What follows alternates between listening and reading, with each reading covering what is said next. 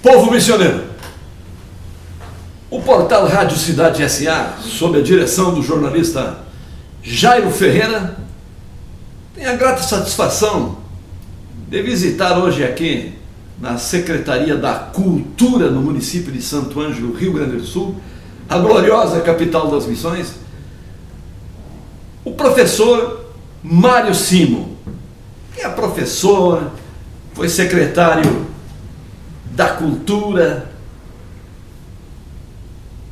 escritor, poeta, homem de larga experiência na área da educação, homem das letras, da Academia de Letras de Santo Ângelo. E nós lhe agradecemos, professor Mário Simo, a especial gentileza de ter atendido esse convite do portal Rádio Cidade S.A. Professor, o senhor é natural aqui da região das missões, o senhor tem bem um jeitão missioneiro, né? Posso ter a satisfação de aceitar o teu convite, e nós estamos gravando dentro do arquivo histórico de Santo Ângelo, onde está a memória de um trabalho que é feito pela prefeitura, mas que você está fazendo também para a preservação da memória, tanto a memória oral como agora como a memória da imagem. Isso é muito importante. Mas você perguntou de onde é que eu sou missionário. Qual é a procedência? Eu sou de Carazinho. Carazinho? Eu sou natural de Carazinho, né? Mas eu saí de Carazinho já muito novo e andei vivendo muito tempo no meio dos pinheirais de Sertão, de Getúlio Vargas, de Erechim, aquela região. Mas eu tenho um coração missioneiro porque Carazinho também se inclui na região das antigas missões. No município de Carazinho estava instalado o povo de Santa Teresa, que é um povo dos 18 povos do primeiro ciclo missioneiro. Mas eu estou em Santo Ângelo aqui desde 56. E aí não teve mais jeito. Não teve mais jeito. Não teve mais jeito. Não saio daqui só morto. As sesmarias dos jesuítas iam até Candelária, né? Até Rio Pardo. Sim, até Rio Pardo. Rio Grande, o Rio Grande era missioneiro? Dá para dizer que era missioneiro. No primeiro ciclo era missioneiro total, né? Total. 18 reduções espalhadas por todos os lados, né? Então é importante que quase não se dá importância ao primeiro ciclo, mas na verdade em todas as cidades próximas hoje, que talvez não tenha origem missioneira como tem Santo Ângelo, dos Sete Povos, né? Mas eles têm a história que se produziu nas missões e que ficaram rastros, como por exemplo o gado. O gado. O gado é um deles. É verdade. Foi nesse período que foi introduzido. E esse gado é a base da formação do nosso Rio Grande. Sem dúvida nenhuma. Seu pai e sua mãe, o nome e a origem, são imigrantes? Não, a minha mãe é italiana, é filha de imigrantes, nascida em Garibaldi. E o meu pai é alemão da França. Da França. O meu ancestral da minha família, chamado Matias Simon, ele veio para cá em 1828, quer dizer, na segunda leva dos alemães. E o meu pai é dessa origem aí. Embora a origem do meu trisavô que veio para cá era francesa, mas eles vieram como alemães. Houve lá um período em que se separou a Alsácia Morena, aquela história toda da Alemanha, e de lá que eu tenho origem. Então eu sou de italianos e alemães legítimos. Eu sempre digo, eu não achei no meu sangue ainda um pouquinho de sangue guarani, mas a alma é guarani. O que vale também é a alma, é o espírito. Professor Darcy Ribeiro, que me veio à memória agora, passou grande parte da sua vida estudando esta fantástica miscigenação que originou o povo brasileiro, obviamente o gaúcho, né? E nós temos um dos maiores tesouros do mundo, sempre disse isso, que é um pouquinho do sangue e da cultura do mundo inteiro.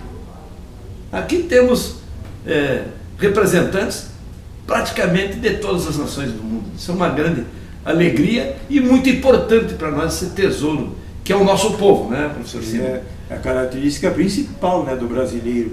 É muito importante. E é interessante o que você falou, que nas regiões, como por exemplo nessa região das missões, há uma preponderância de um tipo de miscigenação, particularmente do italiano, do alemão, mais adiante do polonês e de outros mais, mas com a terra, com o sangue anterior, quer dizer, com o índio que habitava aqui. Isso é uma característica daqui. Mas, por outro lado, se você vai olhar para todo o Brasil, mais ou menos acontece a mesma coisa. Às vezes muda a proveniência do sangue europeu, mas a mescla com o sangue que era autóctone aqui das nossas diversas etnias indígenas, elas se mesclaram e formaram esse povo que é o brasileiro legítimo. Né? É verdade. É tão interessante essa questão aqui da região das missões, por exemplo. Como a gente tem esse vínculo com os povos nativos, que a gente dizia, e dizem até hoje, é comum dizer, onde é que tu estava, fulano? Eu estava reunido ali com uma indiarada, que na verdade não são índios, mas que se consideram índios, né? Uma indiarada, e o teu pai? Meu pai é um índio velho, fulano de tal, índio velho que não é índio. Pode ser até alemão. Pode ser até alemão, né? E essa questão do gauchismo é muito interessante, porque eu vi, tive a oportunidade de ver uma coisa muito interessante, muito exótica, mas eu vi em Porto Alegre uma pessoa descendente de chinês ou japonês, porque eles se parecem muito, né? Mas bem aquele fenótipo, olho bem puxado, rosto redondo, bem o fenótipo do chinês ou do japonês. Eu não sei qual é que exatamente era a nacionalidade desta pessoa, mas o que me chamou a atenção é que ele estava pilchado de gaúcho, de bombacha, bota, lenço, chapéu, mas era a coisa mais interessante de ver aquilo, né? Mas é engraçado como é forte essa coisa, né? Forte, é muito forte. E tem gente em tudo que é parte do mundo hoje. Hoje tem em toda parte do mundo. É muito forte essa questão do gauchismo. Mas tem uma outra coisa que também gostaria de levantar nessa ocasião, que é muito importante. Fique à vontade. Quando eu dava aula na faculdade, que parei há pouco tempo aqui na Universidade da URI, havia uma aluna que tinha traços indígenas, de índio, né? Assim no seu semblante, inclusive a pele, né? E um dia eu disse para ela assim, digo, aqui temos pelo menos uma representante bem clara do nosso sangue guarani, né? E ela ficou furiosa. Ela se levantou da sala, foi lá na direção e me acusou de estar fazendo uma espécie de bullying, né? No sentido, né? E eu fiquei apavorado. Passado uns dias, uma moça de São Luís, onde tem muito disso. São Nicolau, Santo Antônio, essa região aqui.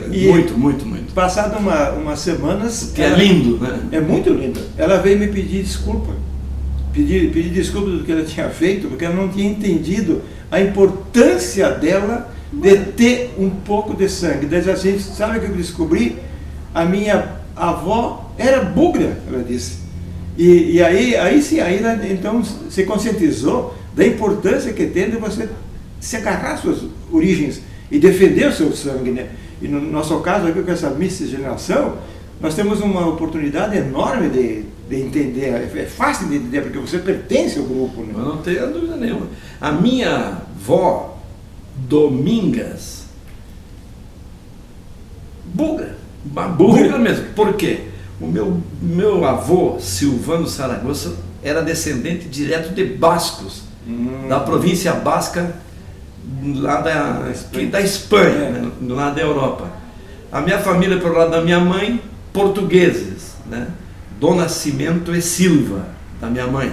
Do meu pai, Saragossa, da província basca de Saragossa. E a minha avó, o meu avô casou com a minha avó, que era bugra, uma bugra mesmo, sem nenhum problema. E às vezes me perguntam, professor Maricino, Saragossa, mas tu é tão missioneiro, desse jeito branco que tu é, né? Descendente de grandes fazendeiros, né? Como que tu diz que tu é missioneiro com esse orgulho, tu fala até que é jesuíta? Eu digo, ó, meu irmão, eu vou te dizer uma coisa, o meu corpo, o meu couro, o meu invólucro é, com todo o orgulho possível, de imigrantes, espanhóis, bascos, que às vezes nem são espanhóis, eles dizem que são bascos, né? E portugueses. Agora, dentro deste couro, peleia ou um padre jesuíta, daqueles bem metido, ou um bugre missioneiro, um índio guarani mesmo. E daí, qual é o problema? E o senhor estudou aonde? Começou a estudar onde? Lá por Carazinho? Não, Os estudos? Os primeiros estudos foram lá em Sertão. Sertão. Hoje é o município Sertão. Isso. Mas eu estudei a partir dos 10 anos num seminário. Eu fui levado para o seminário de Vale Vento em Santa Vale Vento. Perto de Santa Maria, lindo Vale Vento. É impressionante, um lugar de paz. De paz. É uma paisagem lindíssima, né? O senhor estudou lá em Vale Vento? Estudei 8 anos lá. Que maravilha. Então a minha formação toda ela é baseada em estudos muito fortes, né? Porque a gente tinha aula de manhã e de tarde e estudos de noite. Então não tinha jeito de você não estudar. Eu fui seminarista. Ah, também? São José dos Pinhais, Sagrados Corações de Jesus e Maria. Ah, lá no Paraná. No Paraná. Bem longe. Os meus eram os palutinos. Mas como valeu isso, hein? Ah, valeu. Como valeu isso? Para mim valeu muito, porque a gente aprendia línguas diferentes, a gente se lia muito. Latim. E toda essa formação que eu tenho ligada à escritura, à literatura, nasceu lá, sem dúvida nenhuma, nasceu no seminário. Rosa Resina Puela Este. Nunca me esqueci. A Rosa Rainha é. Em latim. Isso é coisa do seminário, professor. É do seminário. E quer ver uma outra que eu acho muito interessante, que você fixou, e eu acho que deve se fixar em todos aqueles que querem escrever. Nulle die sine linea. Nenhum dia sem escrever alguma coisa. Isso é bom, muito bom. Olha aí, gurizada medonha. O professor está dizendo, nem um dia sem escrever alguma coisa. E ler muito, né, professor? Ler muito. Eu sempre digo, quem lê muito não precisa nem saber regras gramaticais. Ele aprende a escrever certo, melhor que muita gente que conhece as regras e não sabe como aplicá-las. Aplica tudo errado.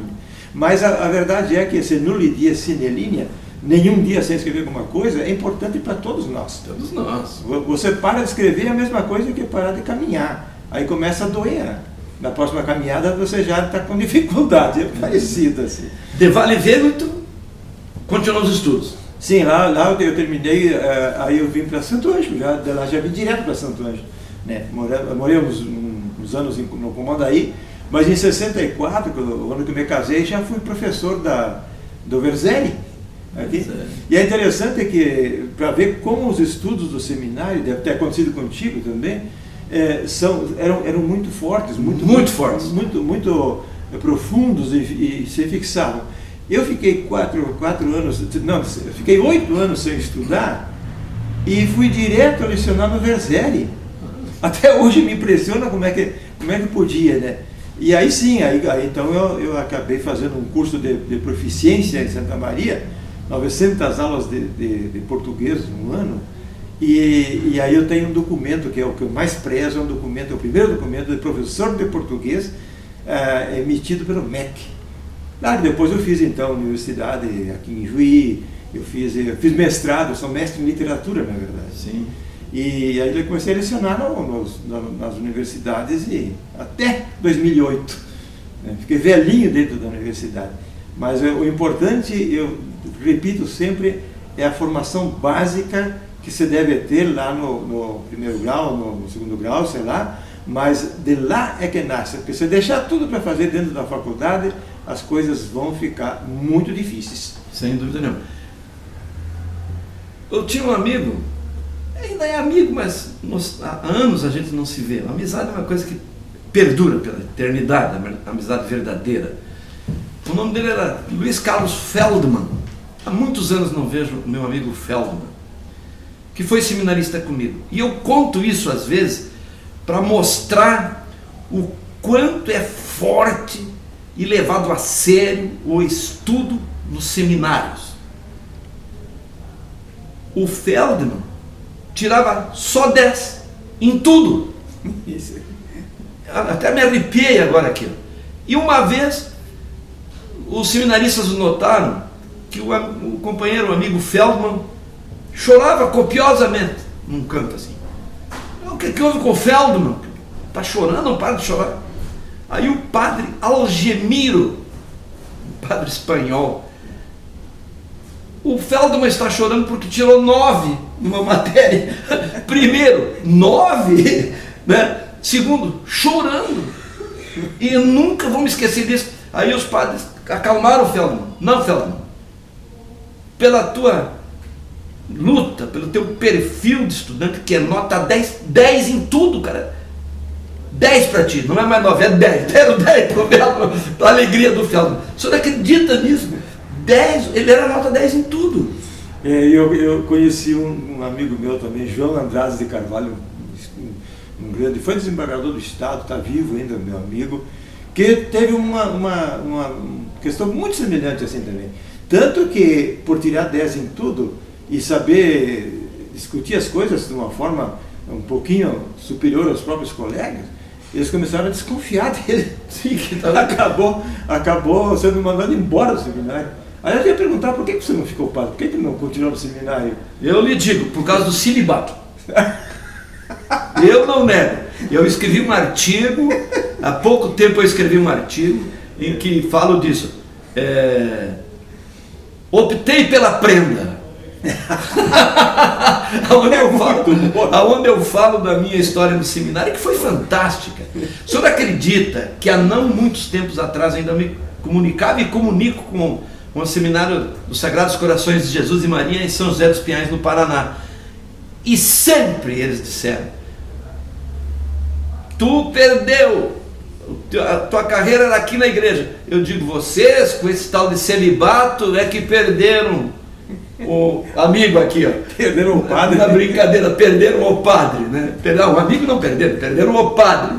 Na brincadeira com os padres lá do seminário. Eu só desisti por causa disso mesmo, né?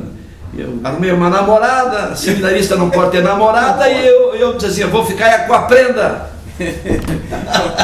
Foi uma bela decisão. Uma bela decisão. Claro que você não deve levar culpa por isso, porque é claro que muitas almas se perderam pela falta do padre Silvano Saragossa.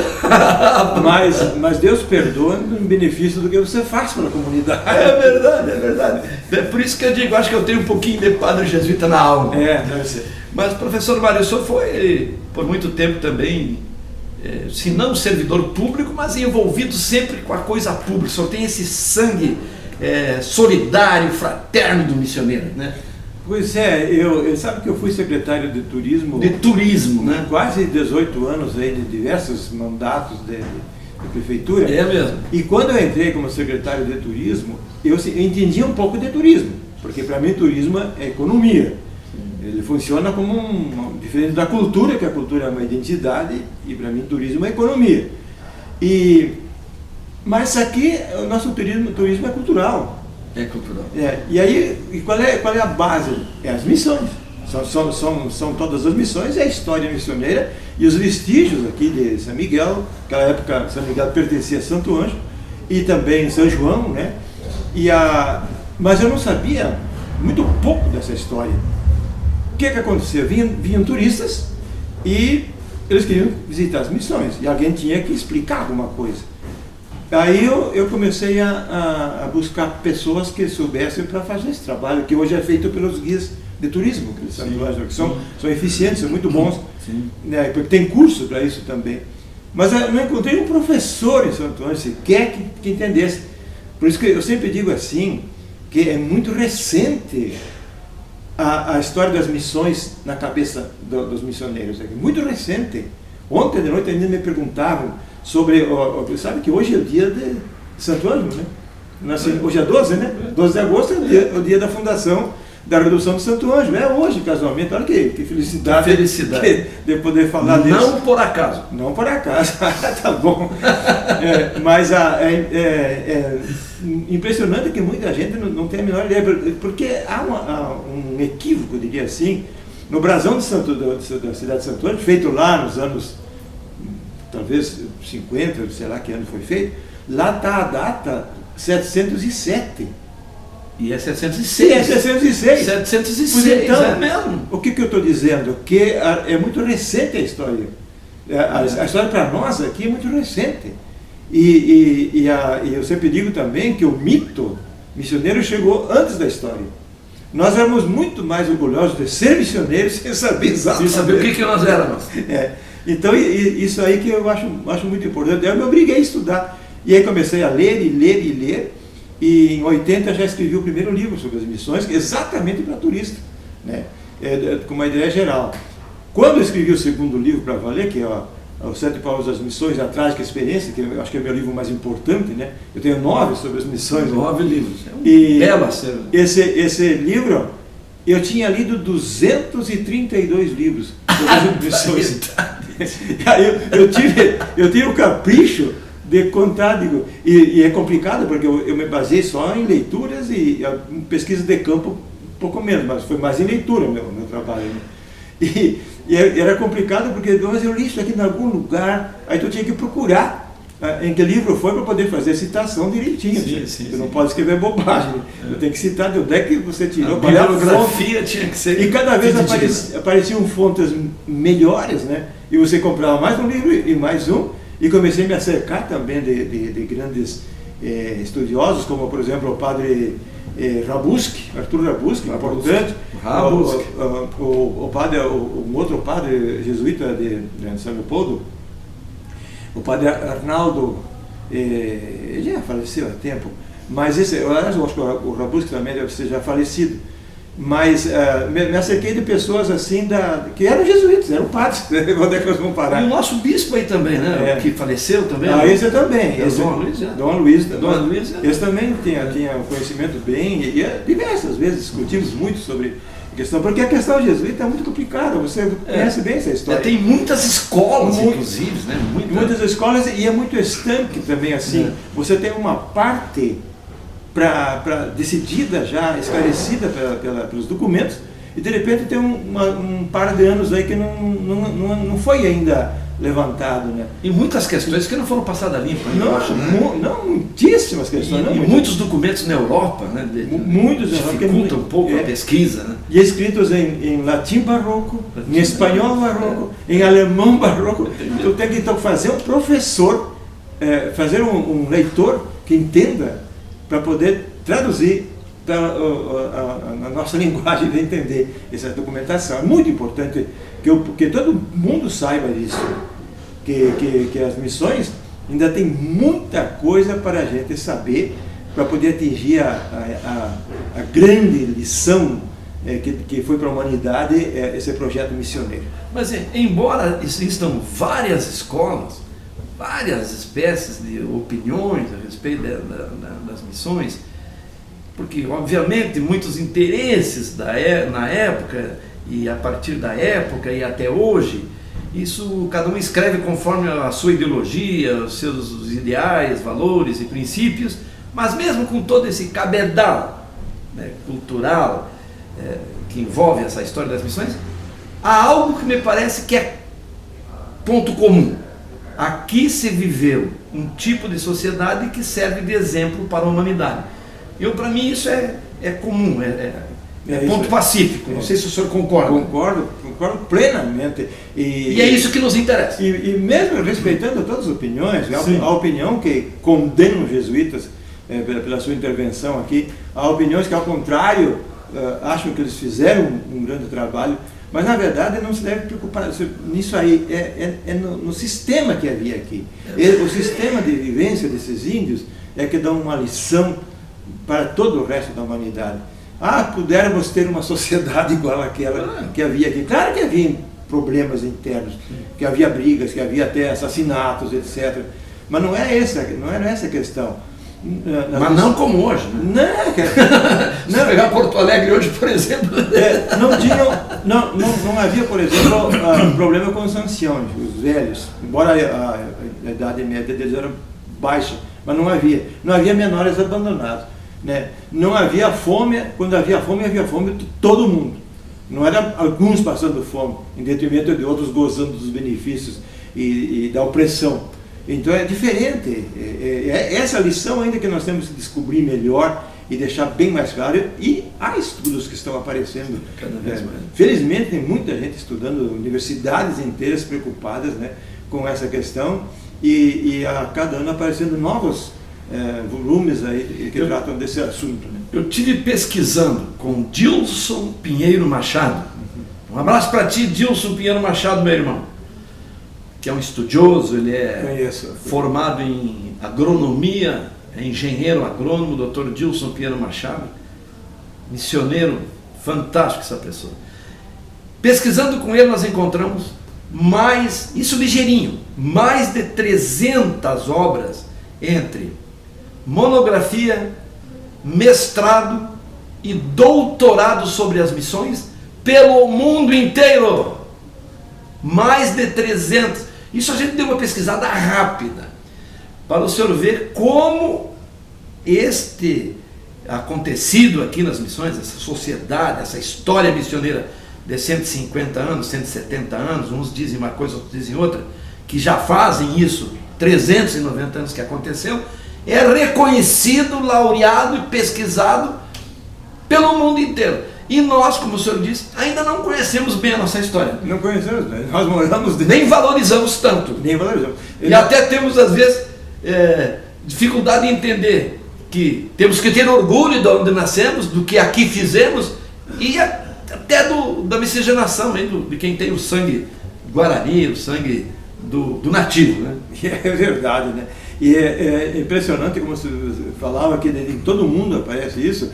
Eu recebi um livro de uma sobrinha minha que mora nos Estados Unidos, em inglês, tratando dos povos missioneiros, não só dos 30 povos, enfim. Aqui, sim, dos 30 povos, claro. Embora eles também tivessem essas experiências por lá, no México também houve, em Cuba também houve alguma coisa nesse sentido.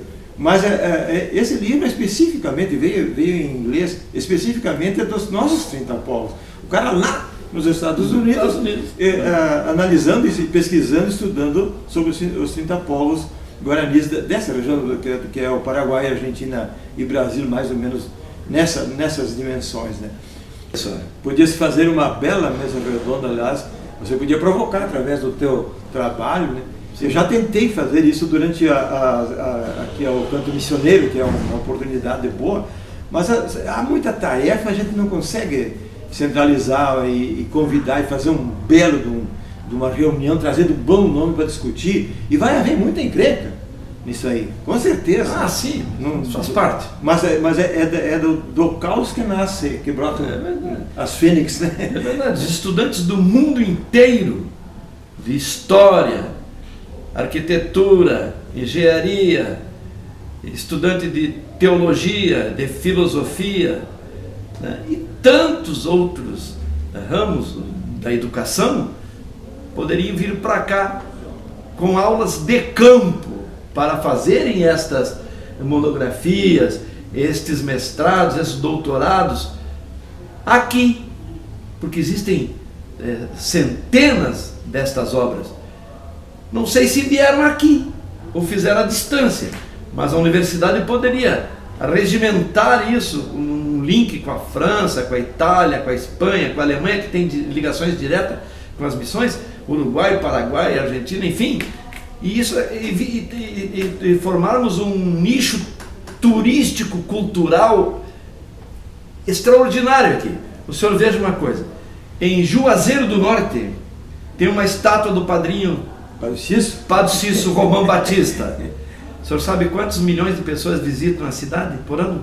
Quase 3 milhões de pessoas. Toda a casa é um negócio. E vamos lá fazer, sabe o quê? Encostar a mão na estátua, fazer um pedido, uma oração, uma romaria da estátua do padrinho Padre Cício em Juazeiro do Norte. E nós temos 3 mártires do Carol, não é um padre, é 3, que acho não muito otimizado no viés econômico do turismo. Verdade absoluta. Muito mais no viés religioso do que no viés econômico. que podia, tem que se juntar, não dá para separar essas coisas. Não aqui. tem como. As igrejas, principalmente, por exemplo, a nossa aqui, que tem uma proximidade na sua arquitetura com São Miguel, ela atrai muita gente. Mas não dá para dizer assim, não, a igreja é só para rezar. Eu acho que a igreja, lá dentro, quando você vai rezar, quem entra lá é teu espírito. Mas quando vem um turista que quer visitar, agora já temos ela aberta, e o turista pode visitar como turista, mas com certeza, mesmo que entre milhões aí, o que acontece com o Padre Cício lá em cima? Né? Eles saem de lá confortados com o toque.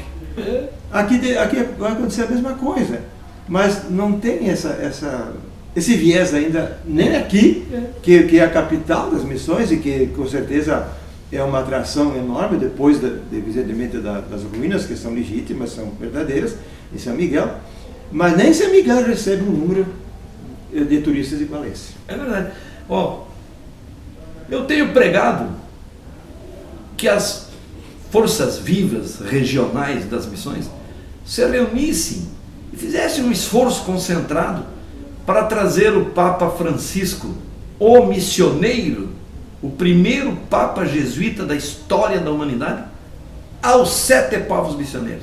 E aí já me perguntaram, mas onde nós iríamos colocar 1 milhão de pessoas aqui na visita do Papa? Aonde colocaram ali no Paraguai, numa cidadezinha, poucos meses atrás, em qualquer lugar, nas casas, nos hotéis, nas barracas, dentro dos carros. Quem seguia Jesus não andava atrás de banheiro químico, nem de hotel, nem de nada, eles andavam, eram peregrinos, meus irmãos. 1 milhão de pessoas vai ficar aonde? Aonde se ajeitarem. E qual é o viés? Para mim, nem tão importante a presença de poucos minutos ou horas do Papa nas missões, como o pós-Papa. É verdade. Porque depois nós podemos fazer uma estátua de 20 metros aí do Papa Francisco, o missioneiro, e este vai ser santo logo ali adiante, meus irmãos. Será que não abrimos os olhos aí, professor? Eu tenho acompanhado. Mas é óbvio, isso é óbvio, né? É óbvio, eu tenho acompanhado essa... Claro que o Papa também deve ter limitações lá. Mas tem que convidar. Tempo. É só convidar, se ele não vem, não é problema nosso, né? Pois é, mas aí que está, devia partir isso um pouco dos nossos... das autoridades religiosas aqui também. Também.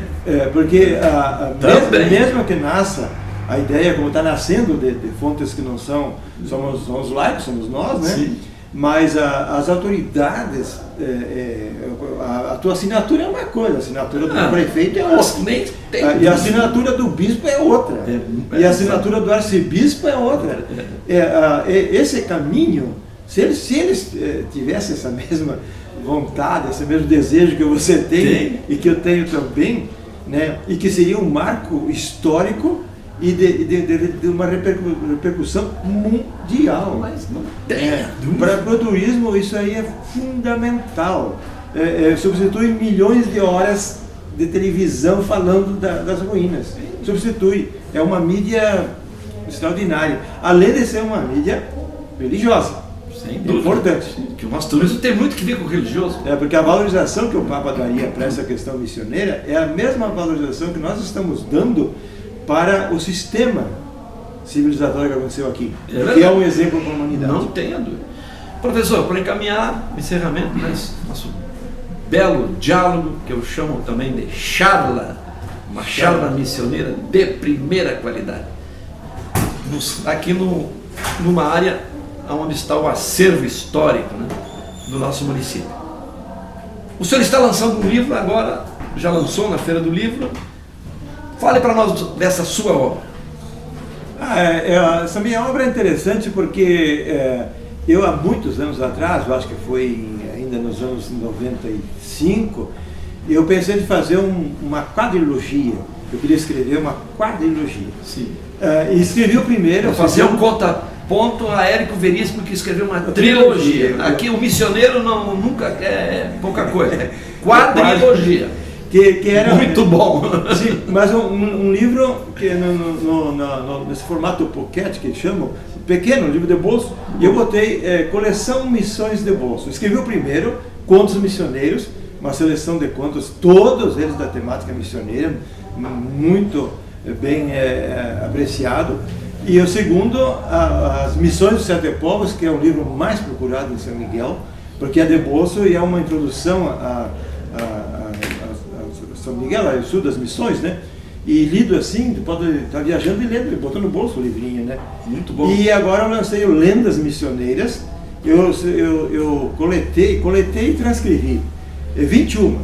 Algumas são transcritas, outras Isso são... é muito bom. E são só das missões, eu não misturei com lendas gauchescas, né? Sim. Que tem lendas do Rio Grande do Sul, que são como o Negrinho do Pastoreio, outras assim, são diferentes. Não, só de temática exclusivamente a partir dos missioneiros. Quantas mesmo? 21.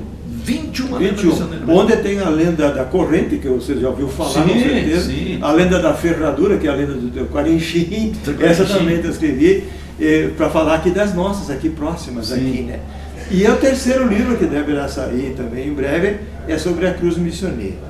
Aí pode perguntar assim, mas por que está demorando tanto? Exatamente, porque cada vez que você vai escrever, parece uma coisa nova. E você tem que se inteirar.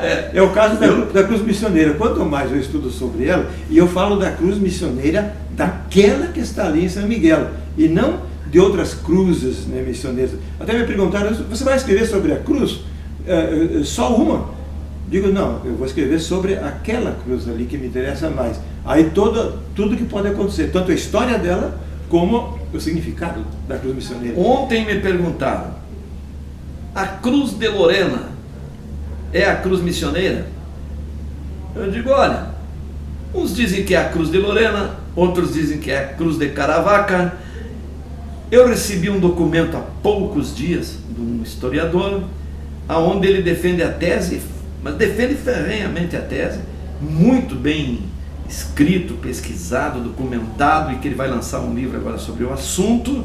Eu quero fazer uma entrevista com ele, dizendo que a cruz do projeto missioneiro é a cruz trifole, e tem a foto da cruz, que depois o bispo Cárdenas, aqui acho que do Paraguai, coisa que eu valha na época, cortou a ponta do trifole e virou esta cruz, que não é nem a de Lorena, nem a de Caravaca e nem a trifole. Bom, eu estou nessa linha que o senhor está pesquisando muito, porque é um assunto complicado. O que não falta é cruz, né, para nós aqui. Tem vários tipos. Pois é, mas aí que está. Há uma cruz desenhada, não me recordo agora o nome do autor, que disse que viu em São Lourenço. A cruz de São Lourenço, que ele desenhou, é trifole. Aquela é trifole. Essa cruz deve estar enterrada em São Lourenço. Sim, andou pintando pelos jornais uma foto, né? Quem é que levou embora essa cruz? Ela deve estar aos pedaços, mas deve estar enterrada. Enterrada não pode dizer assim. Quer dizer, como todos os vestígios, com o tempo acabam enterrados. Dizem que os mercadores de erva e outros teriam levado aqui de São Miguel. Pode ser uma outra cruz também, né? Porque todos tinham uma cruz, né? Eles estão Mas identificando. é interessante e por outro lado também, esse livro que eu quero escrever, que eu vou completar a quadrilogia, é mais para turista, né? Para ele ter uma ideia exatamente do que está acontecendo. Por isso que precisa pesquisa e ter as fontes. Tu tendo fontes, e quanto mais você acreditar naquela fonte, melhor para ti. E quanto mais confiável for, melhor ainda. E é por isso que acabam essas pesquisas demorando para você publicar, que é o teu caso também. Porque é coisa séria. É coisa séria. Não pode ser bobagem nessas questões. Tu não pode devagar, né? Mas as lendas missioneiras é muito interessante, a lenda da corrente, e tem outras que... A última lenda do livrinho é uma lenda que existia lá naquela região de Itaroquém. Para lá de Santo Antônio. Sei. Ali tem um... É pelos lados do Itacurubi, não é? Não, mais para cá um pouquinho. Entre São Borja e eu sei. E ali tem um mato, um mato do Caçapava, é o nome do mato. E ali que brotou uma lenda, e todo mundo contava, mas ninguém tinha escrito. Aí eu pedi para uma professora, minha amiga lá, minha ex-aluna, que mora lá, que anotasse os detalhes todos e fizesse mais umas pesquisas, e ela fez, e ali nós temos então uma lenda absolutamente nova, que agora, então, através do livro, ela se espalha um pouco mais, né? Porque a lenda, ela sempre brota assim, de alguma coisa verdadeira, né? E com uma variedade enorme de origem. Mas essa, eu gostei tanto dessa lenda, não sei por que me aficionei tanto aqueles campos, você deve conhecer, são os campos lindos, diferentes, os diferentes, campos, bom para criar ovelha, eles dizem. É verdade. Então, tem lendas novíssimas, como tem outras diferentes, né?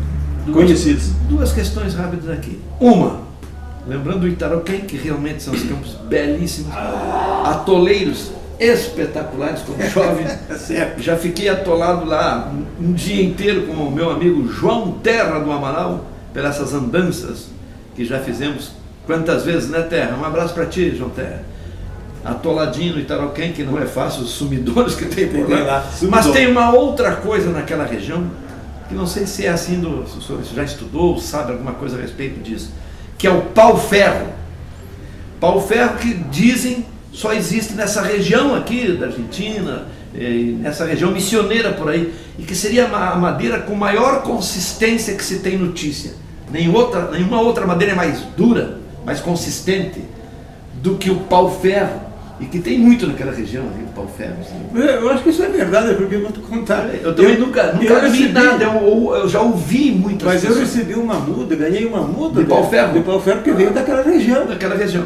Plantei, cuidei, tudo, e não teve jeito, acabei perdendo. E diz que leva muitos anos para se formar uma árvore de pau-ferro. E que é protegida, é proibido cortar o pau-ferro. Tem que ser, né? Mas essa muda não prosperou aqui por ali, naquela região que é. Mas foi de lá, eu não sei como que foi. Você falando uma coisa que me surpreendeu agora. Mas a gente andando vai descobrindo novidades, né? Bom, para encerrar então, aonde o senhor nos indica para comprar esta obra que todo missionário deve ler?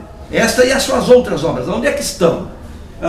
Normalmente eu tenho... Deve estar pelas bibliotecas também, mas e esse livro último, onde é que a gente compra? Esse já está especificamente ao lado da catedral. Ali temos uma loja. Uma loja. Né, que vende... É a tenda, não é? É a tenda, sim. Que vende esses souvenirs, né, muito interessante, muito grande. Ali estão todos os meus livros, aqui em Santo Ângelo, porque é um lugar de referência assim, mais fácil e de muita procura de turista. E também em São Miguel, na Associação dos Amigos das Missões, eles têm lá uma loja exclusivamente de livros, né? E lá também estão todos esses meus livros e são procurados lá. E eu acho que são dois lugares assim mais fáceis de se encontrar do que até nas livrarias nossas, que por sinal, com os anos nós estamos perdendo as livrarias. Elas vão sumindo devagar. Se mesclam muito com material escolar e aí eu vou chegar lá, não tem as obras que você quer. Então essa especificamente está num lugar que você está junto à catedral e fácil de chegar, e também em São Miguel, na frente da igreja. Isso faz parte da vida moderna agora, né? Não tem jeito. Ainda bem que ainda não ando caçando Pokémon. De vez em quando umas capivaras, porque está liberado. Porque está liberado. Muito bem, professor. Eu quero agradecer a sua especial gentileza. Foi uma charla de muita qualidade, muito importante, muito agradável, que vai servir para as nossas gerações e as futuras gerações, vai ficar para a posteridade. 1 minuto para o senhor fazer as suas considerações finais, né? Um registro histórico para nós, professor Mário. Não, primeiro eu vou dizer o seguinte, que essa charla que você chama, que é muito importante, quando o assunto é missões, você sabe que é muito grande. Nós ficamos charlando aqui 3 dias e não vamos terminar o assunto, né? Mas eu acho importante, eu quero dar parabéns para o Jairo Ferreira, né? E por esse mecanismo que ele tem na mão de divulgação, e que ele está se preocupado com divulgação também dessa questão missioneira, que é uma questão cultural da nossa identidade, assim como outras áreas também. Parabéns ao Jairo Ferreira, isso, e particularmente para ti, que entrou nessa também, Obrigado. está fazendo um registro histórico oral e de imagem, que antigamente só se fazia oral. Essa sala que nós estamos aqui é testemunha, tem muita coisa aqui, fitas. Se você quer, eu tiro a voz do tio Bilio, por exemplo, daqui um pouquinho. Que beleza. Até disso, né? Assim como outros nomes que já se foram, que estão guardados aqui também. E passando agora para mecanismos mais modernos, porque uma vez era fita cassete e agora já não. E assim como está fazendo com já um sistema mais moderno ainda e de maior expansão. Então eu agradeço profundamente ao Jairo Ferreira e a você por essa oportunidade. E gosto que todos os milhares vão assistir. Que vão assistir, que gostam dessa nossa charla. Muito bem. Muito obrigado, professor. Parabéns. Valeu, obrigado.